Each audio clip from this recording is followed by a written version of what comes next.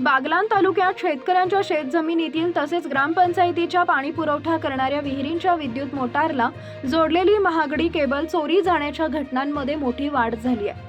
बागलाण तालुक्यातील मुंजवाड शिवारात आराम नदीच्या काठावर असलेल्या शेतकऱ्यांच्या शेतातील विहिरीतील मोटारीची विद्युत वायर कापून चोरी करून पळण्याच्या तयारीत असलेल्या सुनील बापू सोनवणे राहणार सुकडनाला सटाणा या चोरट्याला शेतकऱ्यांनी पकडून सटाणा पोलिसांच्या ताब्यात दिले।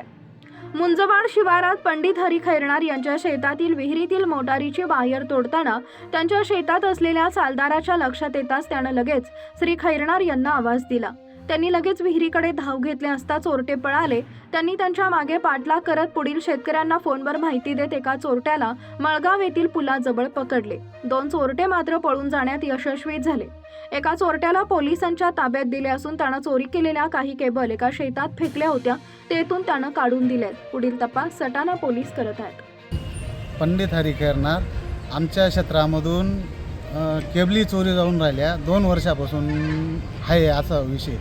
तर आज रंगे हात एक चोर सापडला केबली चोरताना, पण त्याची पूर्ण असं निशा होत नाही। त्यांच्या मागे 2-4 जण 5-6 जण असतील।